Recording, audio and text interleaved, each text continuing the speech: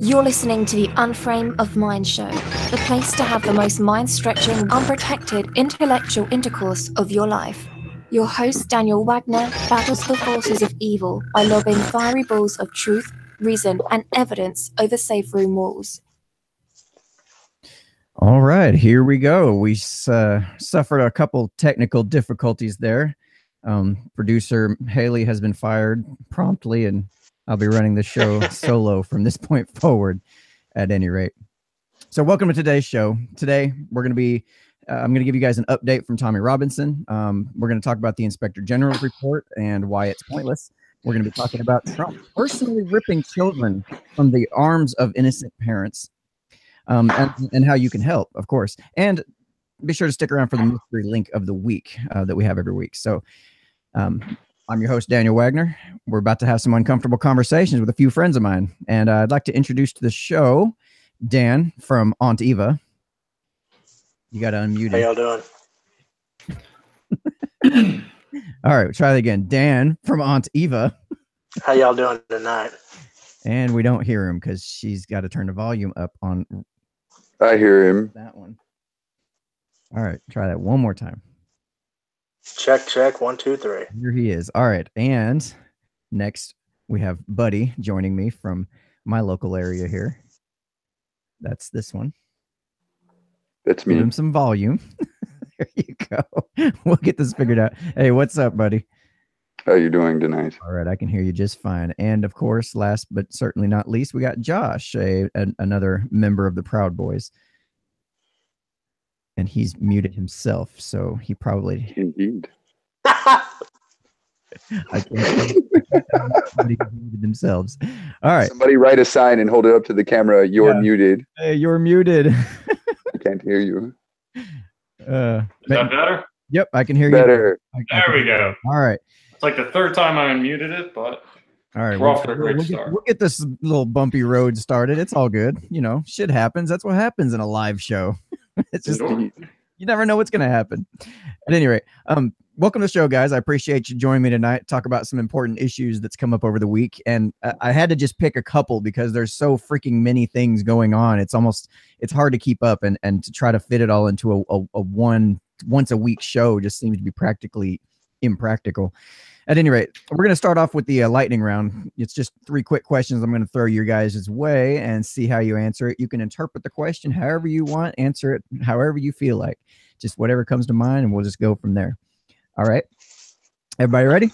Let's do it. All right. Question number 1. In the upcoming apocalypse, what's your first move? Go ahead, boys. Yeah, anybody want to jump in? Probably my first move. I got a lot of friends in Clarksville. A lot of friends with guns. That was probably my first move.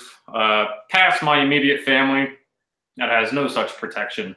Go there, probably start digging the moat around their house, get that going. That's my safest spot. It's about 40 minutes away. That's my first move. Right on. Not a bad move. Sure. About you guys? I'm heading to a family farm in Kentucky, where there's lots of guns and lots of vegetables growing.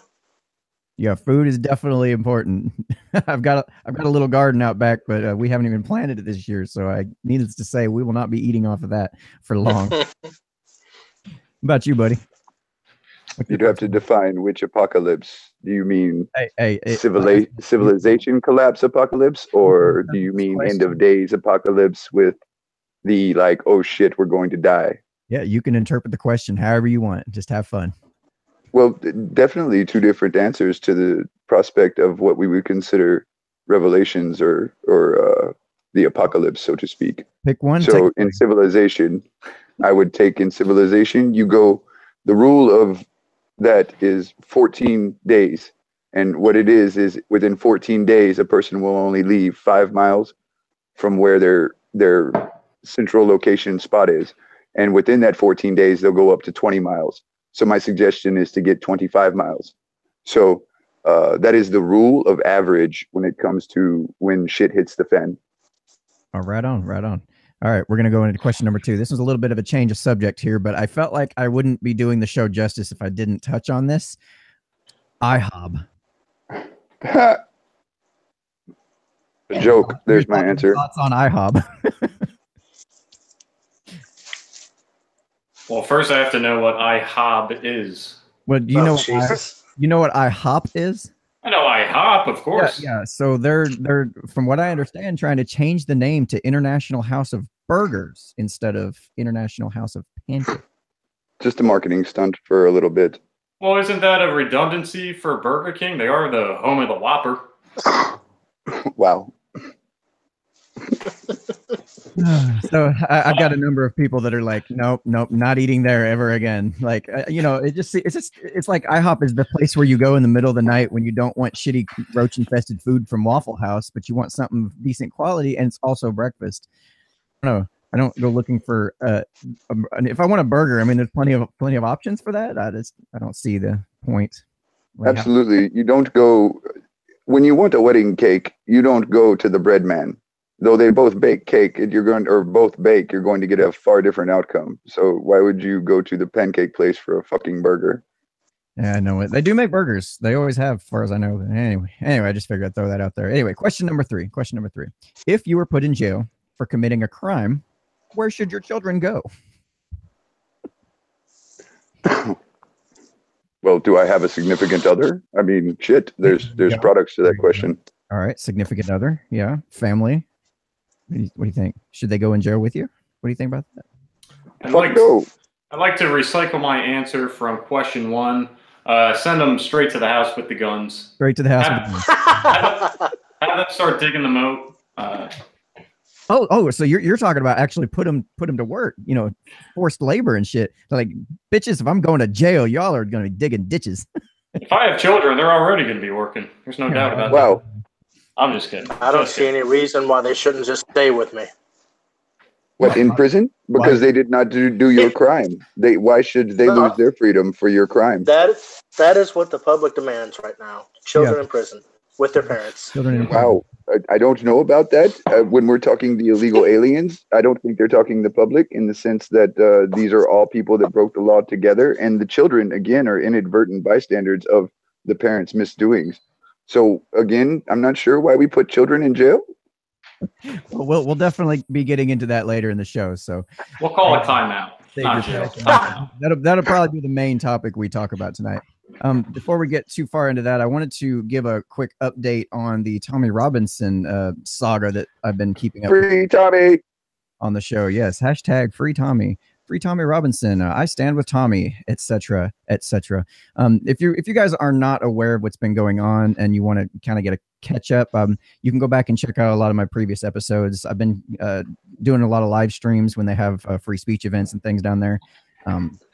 So I just wanted to give a little update because it's at least some half-assed decent news. We have heard communications from him since he's been put in jail.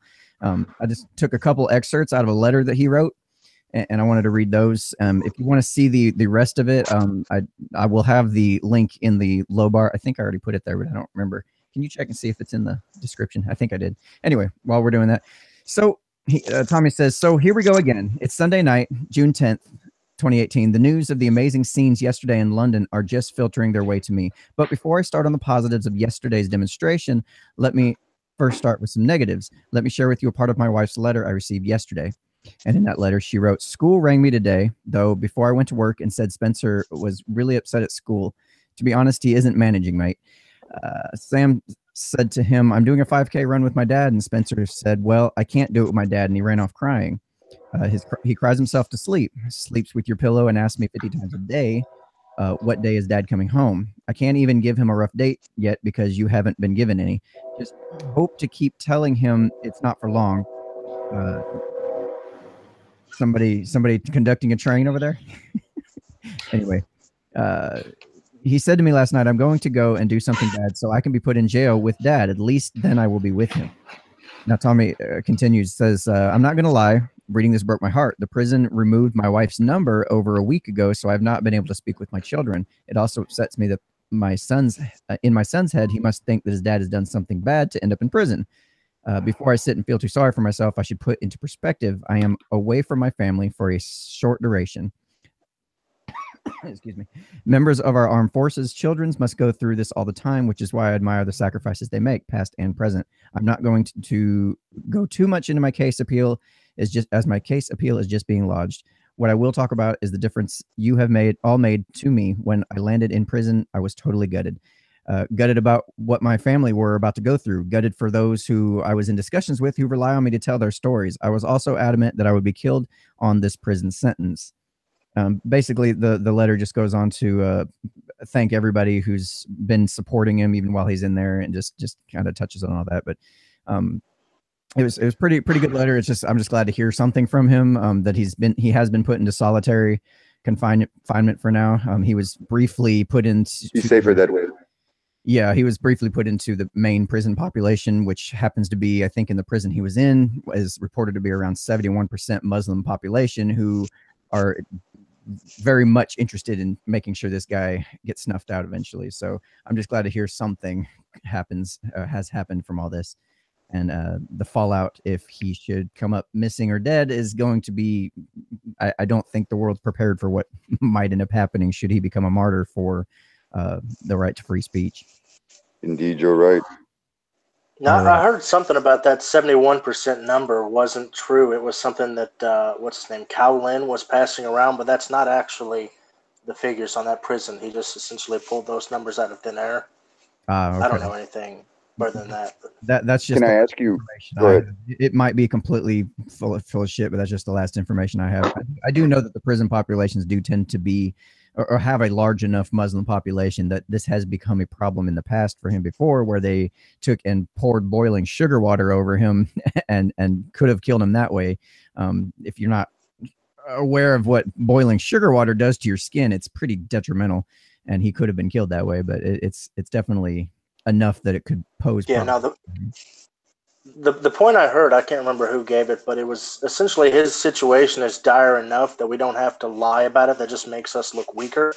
So just stay to the truth and don't make up BS about it. So. Right. No, that makes sense. I know the left does that shit all the time.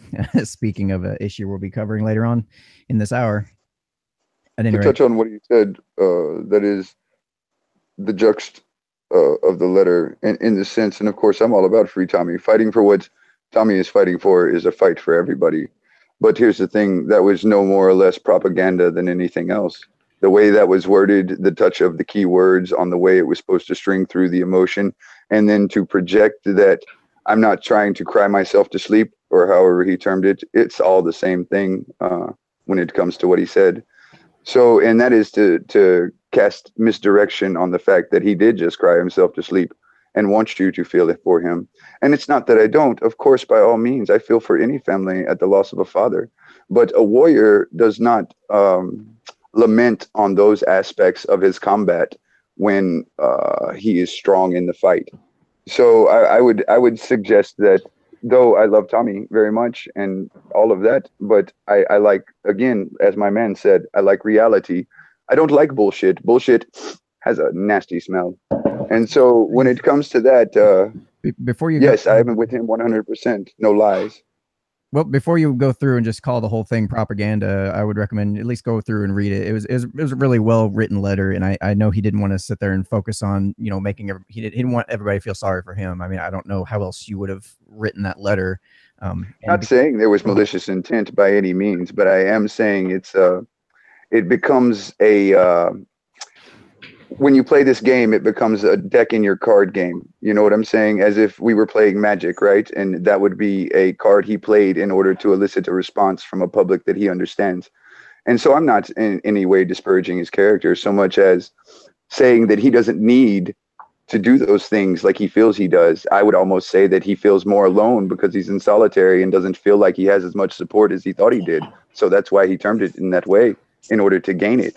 So I'm not in any way disparaging what he did. But again, I'm with the man. He knows that he's not alone. He said in the letter later on, but a shit ton of mail every day from outside people expressing their concern and just want to know how he's doing. You know, at any rate, I'm just glad to hear some kind of update, because it was kind of a little nerve wracking hearing absolutely nothing for a while, especially from just a general update would have been nice. Is he okay? Don't worry, they won't kill him. That's burning the house down. Though they might start fires, they're not ready to burn the house down because they don't have enough extinguishers. So there's no way, they'll kill him. I was surprised to hear that they're allowing him to receive and send out letters and emails. I didn't think that was a freedom that they were going to grant him. Yeah, I have just that alone, I'm very happy for. So Zoe Mercy from the comment section, she says she thinks the Muslim population in that prison is around 30%, is what she heard. So I mean, even still, 30% is. It only takes one really to kill the man. I mean, it doesn't matter of the percent. At any rate, I'm going to move on to the Inspector General report that just got put out recently, and arguably I would say that the reason we're suddenly hearing all this crap about the immigrants or the illegal immigrants and the separating of families and that shit that's going on, I think is a huge diversion from all the information that came in the Inspector General report. Before I touch on a few key things, is there anything you guys want to address before I do, or you want me to just go ahead and read a few of the findings, I guess, from this report? I figure you started out, man. We'll follow up. All right, let's see what we got. So, in this report, it was found that Peter Strzok texted fellow agent, who was also his mistress, Lisa Page, that they would stop Donald Trump from becoming president. These texts had been previously redacted from public records because of the black eye it would put on the FBI. 5 other FBI agents were also caught sending improper or biased text messages with their secure government-issued SMS lines. Comey, who was also in charge of investigating Hillary Clinton's private server email matter, as they called it, used a personal email account to conduct official FBI business. Imagine that.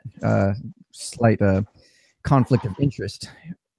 And a report also found that FBI employees received improper benefits from journalists on several instances, including drinks, meals, tickets to sport, and tickets to sporting events, presumably in exchange for leaks regarding the Trump-Russia investigation. That's just a few of the things that were found in this report.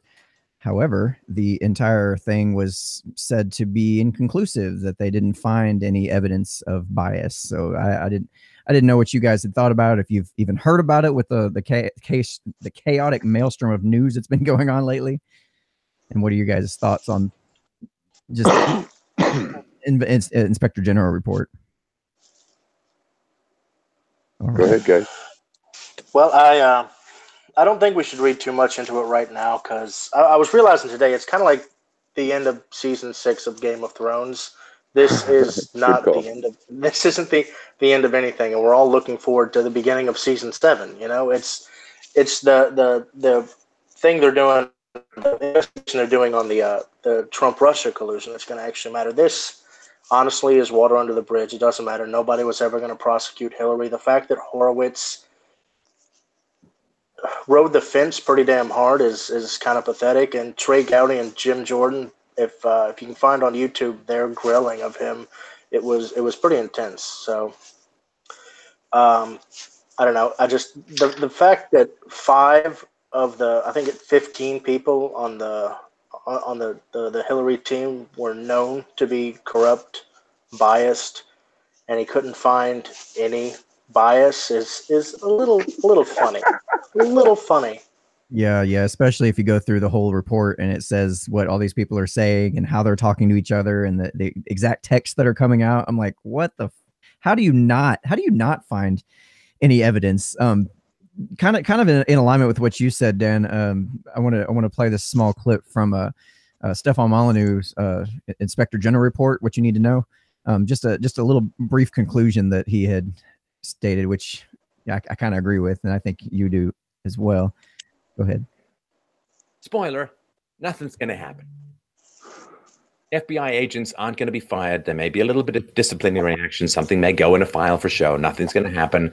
Nothing's going to be reopened, and Hillary Clinton is never going to see time behind jail bars. It's nothing of the sort is going to happen. Yes, I think a lot of us agree with that sentiment. It's like, yeah, we'll see about the behind bars. This is exciting. We're like, been like holding on with bated breath since before the election that woman needs to go to jail because of what she did. I mean, anybody else would have. But I think next season the Dragons will be bigger. Yeah, and I feel like we're all smart sitting, man there. Deep in the back of our mind, and maybe not so deep. We all know nothing's going to happen. Power is not going to be held to account. That's not how this works. They got to keep people on this edge of excitement, and this whole battle struggle between good versus evil, and our side's better than your side. That. That's all it is.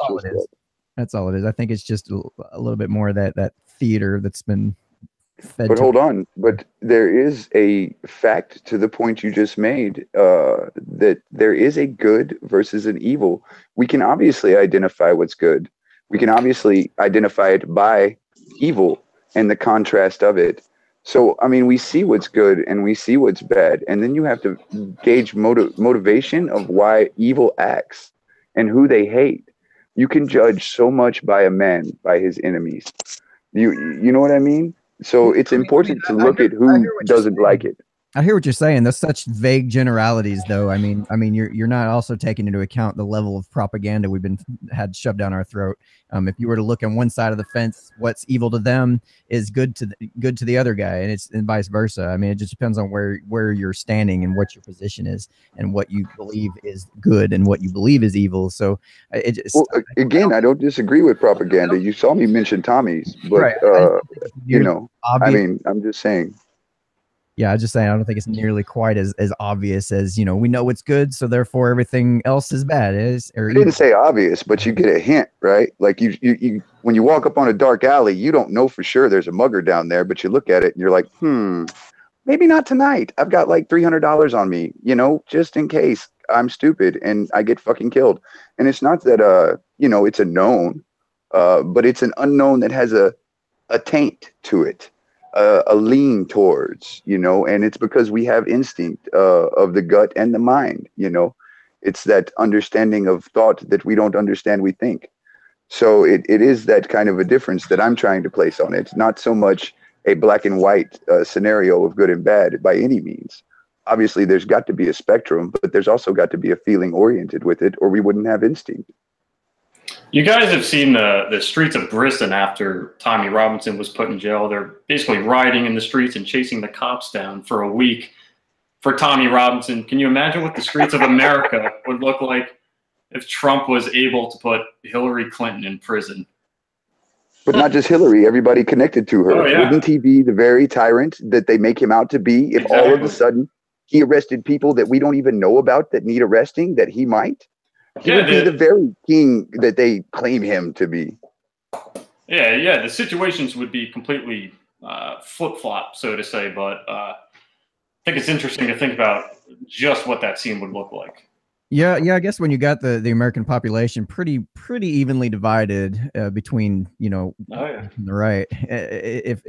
If likewise, if Trump was to go to jail or be impeached or whatever, people would be rioting the streets. And if Hillary was put in jail, people would be rioting the streets, and it would be so unfair. And it's going to be a mess no matter what way you go. And I guess the best move to make is no move at all at this point. Maybe like keep putting out this Inspector General's report that has the appearance of looking like we're doing something, or keep putting all this pressure on Trump to change these laws and to give the appearance that you look like you're doing something, but nothing actually gets done. I mean, I know some things are getting done. Don't Did you not see the executive order he signed tonight to keep kids with their families? By the by, yeah, we'll be covering that as well. I did see that. My apologies. Yeah, I saw that just a little while ago. So it was brought to my attention.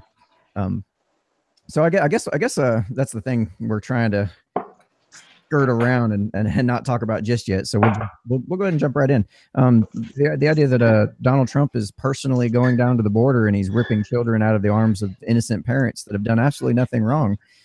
Ignorant. You can tell my slight note of sarcasm there. I thought he was too busy grabbing pussy. He's got time to grab pussy and grab children at the same time. Come on. He's got two hands. Unrealistic. I mean, he's got two hands. He can do both. It's not that hard. Tiny hands, big hands, I don't know. Just saying, the guy's got a busy schedule.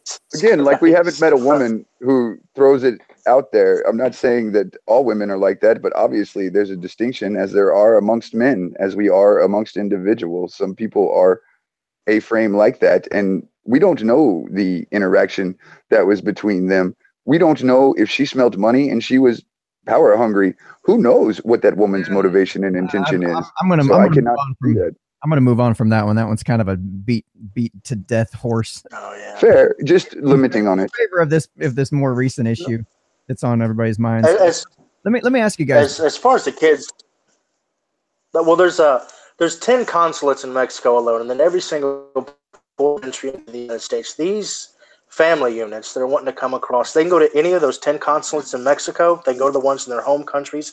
They can go to any port of entry. If they go there, they can ask for asylum, and they will not be separated from their kids. The only people who've been separated from their kids are folks who, for some reason or other, can we all guess why, they're not going to any of these places. They're choosing just to walk across the desert, across the border, and try to slink into the U.S. So that's who's been. There's a lot of miscommunication and wrong knowledge out there. That's who's being separated. Let me ask you this. This whole outrage came as a result of a policy that Donald Trump put into place that caused this to happen. At least that's what we're told. Now, I could be wrong, but I'm trying to find it. I'm trying to figure out what was the policy that he put in place that caused all this chaos. Well, it's my understanding it was something that Clinton put into some information on what the actual policy was. I would love to see it, because I looked at a whole bunch of different articles that complained about it, but nobody ever actually cited what policy are they talking about. I mean, I got my suspicions, but I'm just curious if you guys had. I want to say there was one in '97 where Clinton first addressed the kids, but Obama signed one in 2014. Matter of fact, I just read it to somebody, and it is quite clear on what it says about separation of families, and it was put into effect 2014. Matter of fact, bro, because of, and I can send you the picture, no problem, and you can read it yourself. Actually, damn, if I had known you were going to address it, I'd have sent it to you before the show. Oh, which picture was that? I took a screenshot of it. It's the order given by the Obama administration in 2014, the separation of families. Oh, no. People saw those kids. I'm fully aware of that. I'm just curious. Right, and then there was one in '97 by Clinton that was done that started that whole process. And there was a raid recently on it was the investigation report of it. That's what we read, that investigation report. Where is that investigation report? So it's basically, it's none of Trump's policies. It's the policies of past presidents that he's enforcing. Right. The way I understand it is that after Obama got caught in, I think, 2014 for the horrendous conditions he was keeping the families in, they adopted, if I understand this right, the Obama administration adopted a catch and release program for families. They essentially, if they caught a family unit, they just escorted them across the border, let them get across safely, and then just let them go. Trump got into the office and he said, hell no, we're not doing that shit. So he started catching them again. And he's zero tolerance. There is no catch and release. You're going to see a judge. You're going to see, and we're going to find out if you should stay or she should go. So that's what I'm to understand is basically he's trying to actually enforce the law that's already in place, that there wasn't no specific policy. But if you read any article about this that's outraged about it, they're acting like Trump signed some kind of order, and now all of a sudden he's ripping children from their like it's that whole thing where they dangle kids in front of you to pull on your heartstrings. I want propaganda. Right. I want to play a little clip for you from what was he goodness, what was his name? Representative Elijah Cummings. It's about 3 minutes, but feel free if you hear anything that you want to interrupt, we can pause it. So just jump in whenever you want. But I want you to listen to the way he's talking about it, and maybe listen to some of the tactics that he's using that really focuses on the use of emotion to try to get people to not think critically. Right. As I said, you got it. Let's pop that on up there and see what we got here. I've seen this. Letter after letter asking these committees to investigate the Trump administration's policy, which is now resulting in child internment camps. That's what I said. Child internment camps.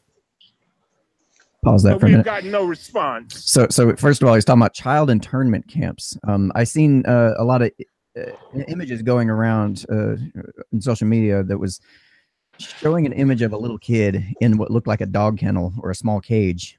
And then you come to find out that that's not what's going on down there. What you come to that's Obama's pictures, by the way. That's his fucking way. Well, that one too. Those are even worse. But the picture that was going around was actually from a protest in Dallas. That was. Oh, you're talking about the one where the kids were standing up. I'm sorry. Right. Well, they didn't show that one. That's the one that surfaced later that showed, hey, y'all are lying. This is not a kid in a cage that Trump has put there. That's not what's going on at all. That's not even close. They're guilty of doing the same thing the liberals were accusing Fox News of doing back in 2012 when the earthquake hit Japan. Here, Fox News was putting up pictures of random sad Asians after the earthquake.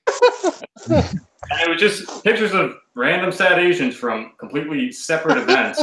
Yeah, different locations. They're like, look at them. They're really like fake news. Like, they're so racist, yada, yada. They're just using random pictures. It's not even pictures of the actual event. All right. Now they're using pictures of Obama's camps and blaming Trump for them. Right. All right. Continue.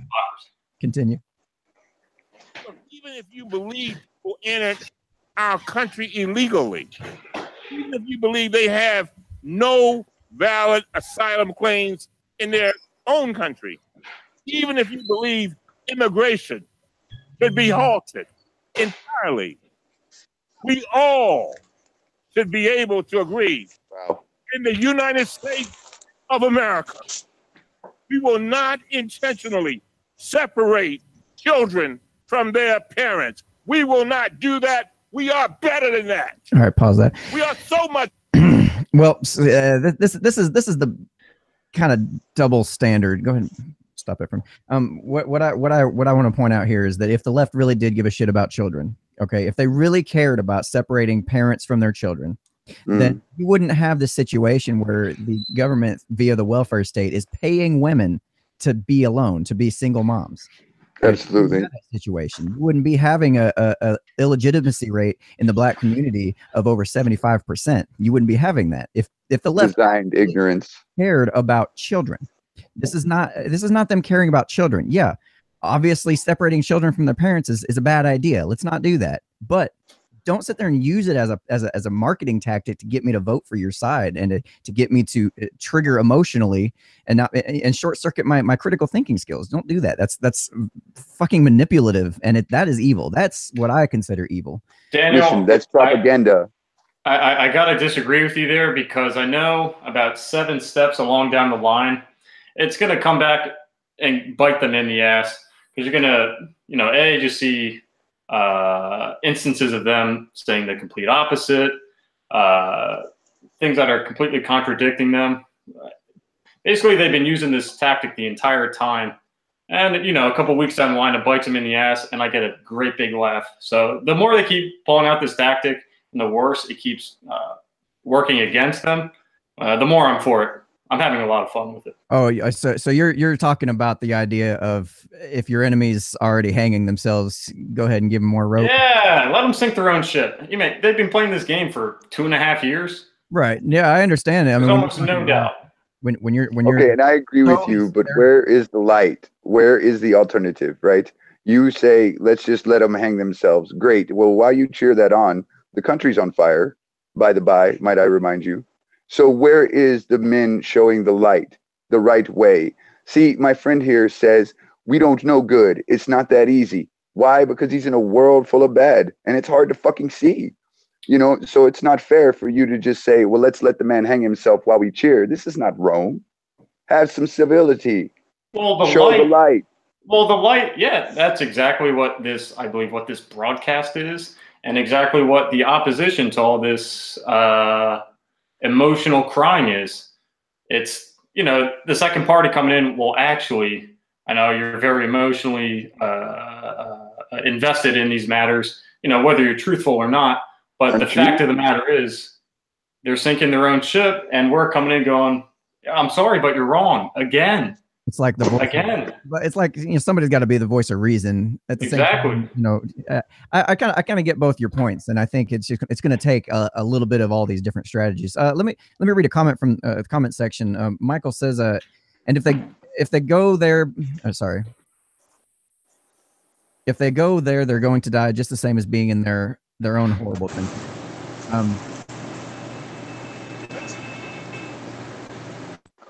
Thank you. So yeah, so let me address that. So basically, the whole conversation that we're having right now isn't necessarily about immigration or illegal immigration per se. It's about more so focusing on the tactics that are being used to try to manipulate you emotionally to get you short circuit your critical thinking. You know, that's kind of he's literally telling you they've spun it as emotion, not as thought, and he's trying to tell you that that's the way you see it because that's the picture they've painted, but that's not the right color paint in order to get the proper understanding. So, I mean, he's trying to tell you these things that say it's not a life or death. I promise you, it's actually different. All right, let me play a little more of that video here. I didn't forget about it, I promise.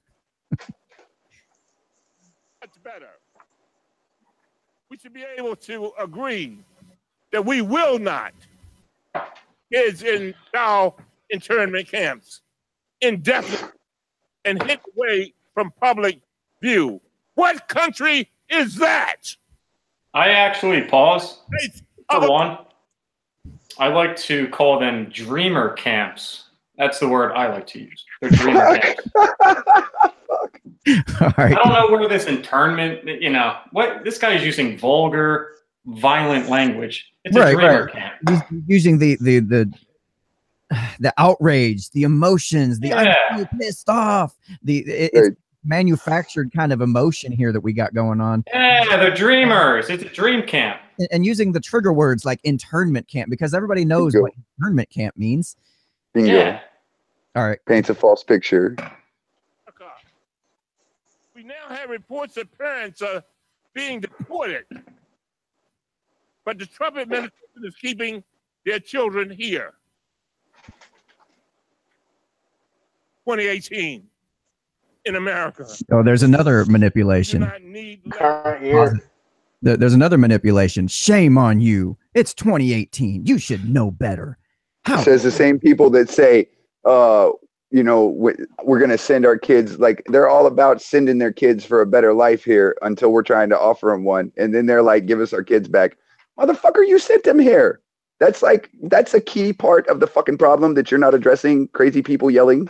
So like, I don't understand that bullshit. That is bullshit. And also, the camps that they're keeping them in, have you seen the facilities that they're keeping them in? Like they look, as Dan mentioned, the trek that they've made across the desert in 110-degree heat. Now they're being given a bed, with linens. They're given 3 meals a day and 2 snacks. And, everyone probably knows each other. I bet they're having a good time. Internment camp. Yeah, with their Xbox. Yeah, between the Mexican desert and internment camp, sign me up. It's like a nice, it's something Joe Rogan did. Sounds fun. There was either an expose or an interview or something done on the one in San Diego, and it is, the kids there are learning shit like Portuguese and things like that. Like, what the hell kind of evil government program teaches your kids English and Portuguese? Yeah, only the second most popular language in the world. All right, I'm gonna play a little more now. This is a policy, and understand this. This was a policy invented, implemented, and executed. Does he have wrist implants? Trump. Notice he didn't cite which policy. Oh, here's the fake tears. Rachel Maddow ought to have some coffee. Children need you. I'm talking directly to my Republican colleagues. Oh, shit. Stand up for President Trump.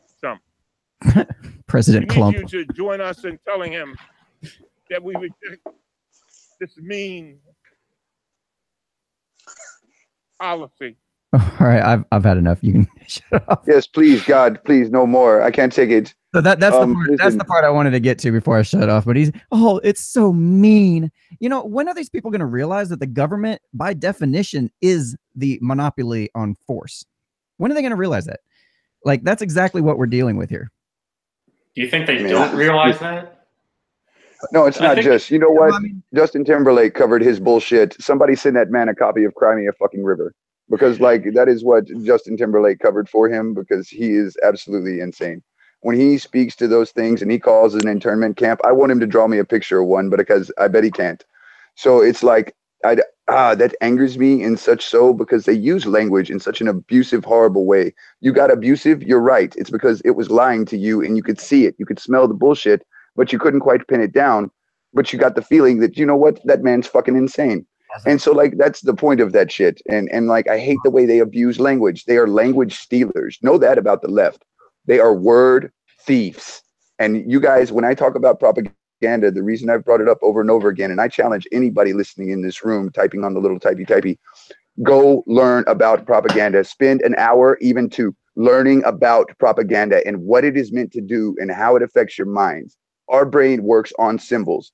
Keep in mind, communication is, out of 100% of communication, only 7% is words. The rest is tone and body language. We speak like bees in a way that we don't understand because we use communication. So you must learn about propaganda, learn about how they sell it to you. And when you see somebody selling you a fucking lie, you call that shit out. You know that you're being lied to. Quit thinking somebody's on your side. You are on your side and you must find truth. Don't let them lie to you anymore. Well, it makes sense on the, as far as the propaganda goes, it makes sense on the evolutionary scale. I mean, we've had sight for over 1 million years. We've had language for maybe 100,000. We've had writing for maybe 10,000 years plus. So visually, propaganda is very, stimulating and effective. Words only account for 7% of what you say propaganda is. So communication, communication, like words in general. Like when you're talking to somebody even, right? That's why when you're like, I want to say that in person. You don't know why you want to say that in person, because you want to project what you're saying and you don't have the words. That's why being in person is in front of somebody, so you can project what you're saying, because the words are hard to articulate. I mean, how can you, right? If you were trying to tell a blind man about red, how the fuck could you do that? What about if you were trying to describe love? Like, how the fuck do you do that? The problem, how do you do that? Because we're all blind. Yeah, not to go off on a big tangent, but how big of a part of communication is facial expressions, non-verbal communication? So that's the micro expressions we read in body language. That falls into the body language category. As we were talking, that's why 70% of it is body language. So you're on to it. Definitely like to cover in future episodes is the I think if people had the skills for proper communication, that we wouldn't be seeing so many of these issues get so far out of control, because people don't know how to communicate. It reminds me of the whole Yanny Laurel debate, and it's like, wait, you almost wonder if I know that's kind of a silly example, but you almost wonder if different sides of the aisle are hearing something being said, and if all they see is a text version of it, and they're not getting the body language and they're not getting the other cues that go along with that message, are they actually hearing two completely different things? The problem is that a good 40% of the population, Owen Benjamin did a video, I think, last week talking about how 2 + 2 is 5, and it's actually 2 + 2 equals candy. They'll give you candy if you say it's 5. 40% of the population wants to believe bullshit. They're not bought into the propaganda. The only people being affected by the propaganda are the 20% of independent thinkers between Republican and Democrat. And I'm honest enough to say that I'm on the 40% Republican side. So I mean, I buy into their propaganda and I do it willfully. I know what it is and I accept it. I'm on Team Trump until I'm off it. So proud of your boy. Hell yeah, bro. MAGA for life, man. No, 40% of the population, they don't buy into the propaganda. They are selling the propaganda. They believe this wholeheartedly because they get ego kicks off of this Twitter rampaging shit. They feel good when they get somebody doxxed and their tires slashed. It makes them feel good about it. Just like we feel good when Trump really gets a good one in on Angela Merkel and shit like that. We're in an ideological war. This isn't propaganda anymore. This is how it is. This is just reality at this point. You see my YouTube name, Red E for War? I did that, built it because of this time. You must understand, when you see an adverse reaction to peace as we saw it on such a global scale, you've got to ask yourself something. Why are they adverse to peace? Why are they adverse to sending our kids off to fight and die for their fucking game? Well, so you have to ask yourself that. All right, at the risk of getting too far off course, let me throw out a comment here from the comment section, and then I'm going to play another audio clip for you. That anyway. So James Dunn from the comments asks, do you know how when you're dealing with a virtue signaling asshole? Well, it's not when somebody can't talk when they're reading. That's definitely not it. So he says it's when you hear a tear-filled rant without a single statistical number, just fluffed up conjecture. He couldn't read through all those tears. The tears welling up in his eyes. He couldn't read. I know he probably had. You're right. 100% correct. That man in comment. I'm starting to believe it now. Those are real tears.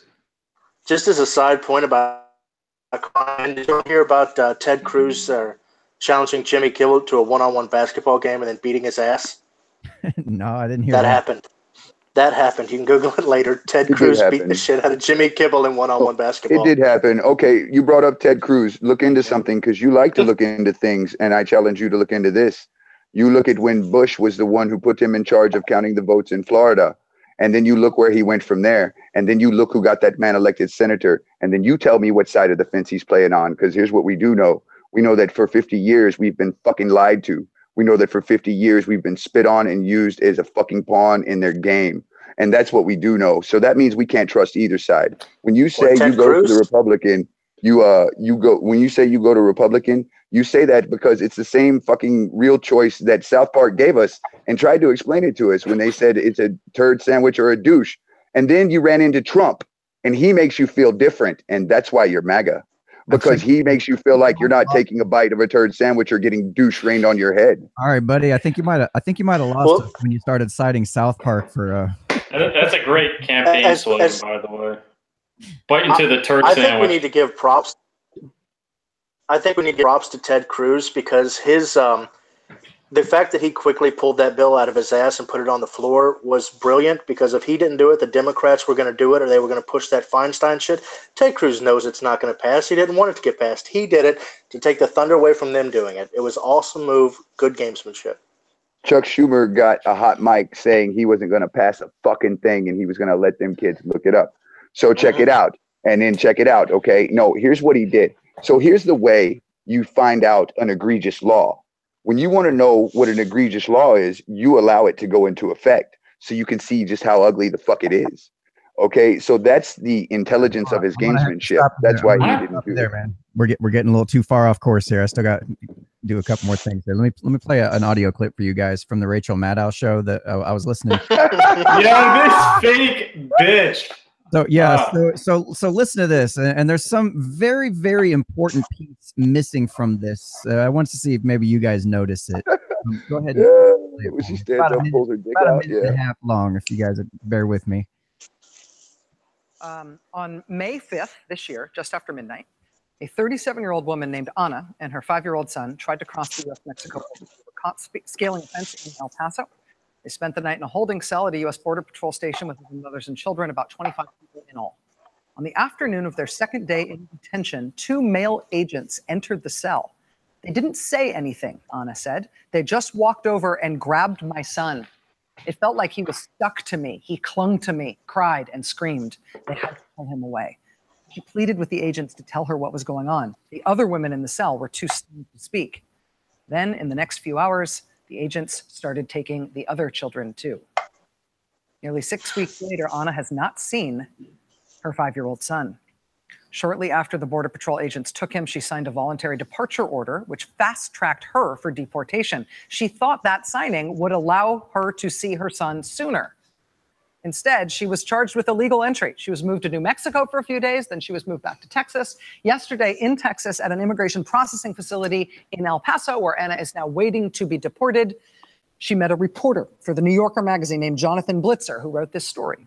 quote, during the first 12 days that she spent in federal custody, Anna had no idea where her 5-year-old son was. She stopped eating. She could barely sleep. She cried constantly. No one could give her any information about her child. She did not have a lawyer to help her press the point.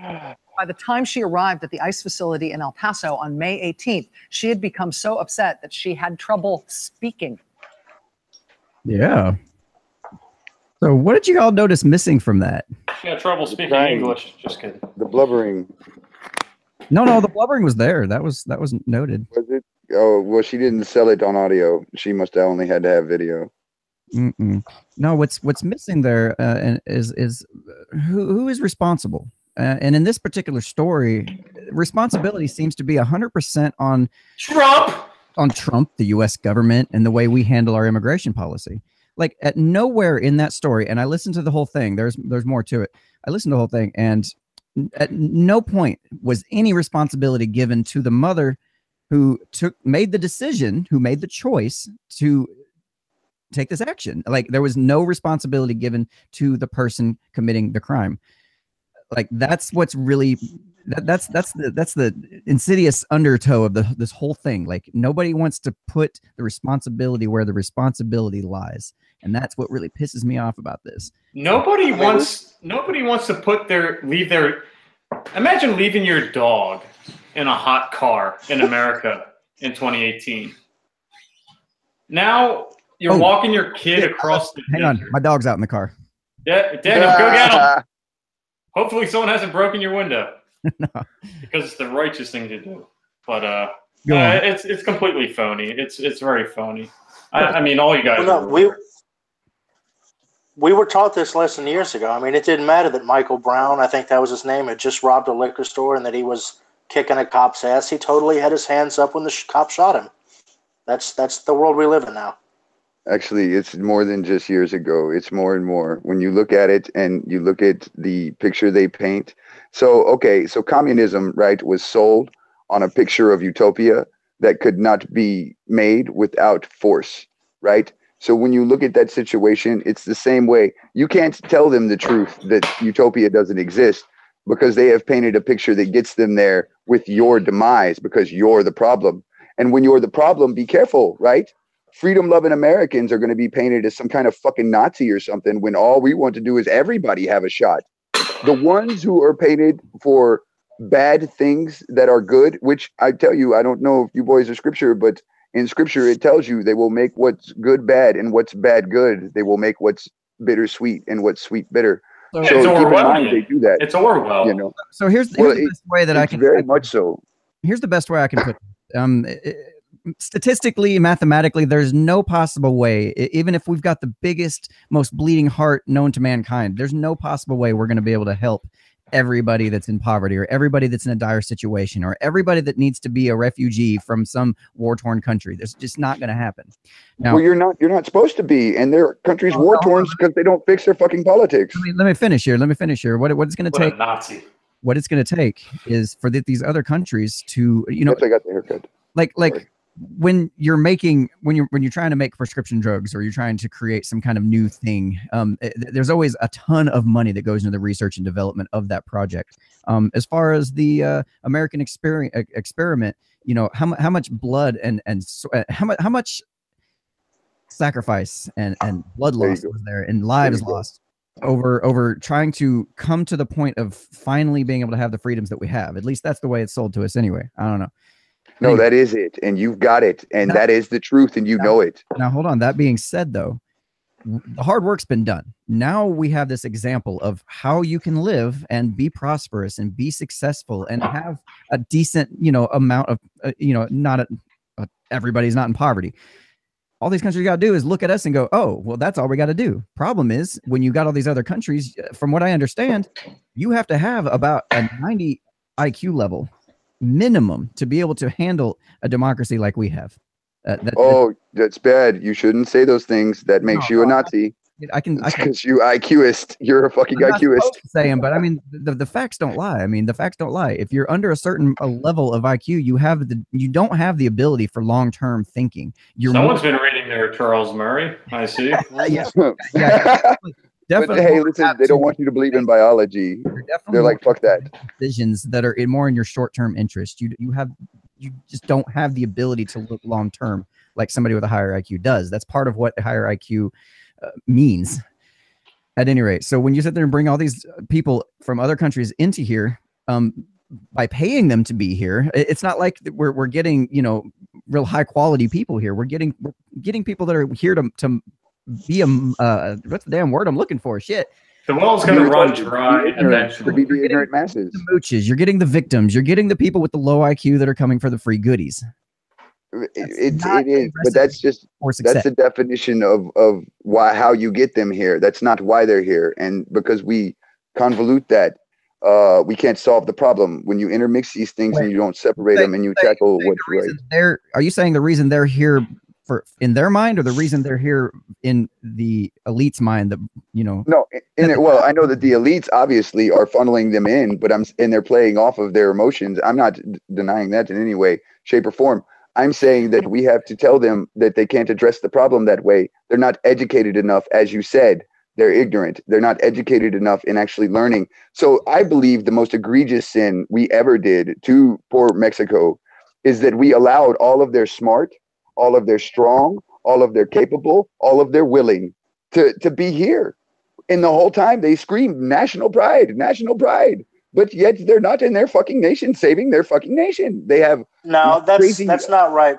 If you look at any picture, 100 people. Okay, if you look hold at on. any picture, Let me finish my point. if you look at any picture, sorry. Okay. Sorry. If you go and look at the politicians that just died by the cartels who did try to make a difference, they have no army of free minds because all of their free minds are searching for freedom. Well, what I was going to say is, if you look at any picture of the Mexican government, they're whiter than the American government. They don't have any problem with white people or intellect or anything like that. They choose the smart people to lead them. They choose, it sounds racist, but they choose the more European people to lead them. It's not a problem of intelligence. I don't know what Mexico's problem is. It's just a failed European experiment. That's all that is. America was a successful one. The problem is as soon as Trump was elected, the amount of immigration from Mexico to the United States cut off almost immediately. They were scared to death of Trump. They were like, okay, we're not going to that fucking hellhole. They're going to start putting us in camps.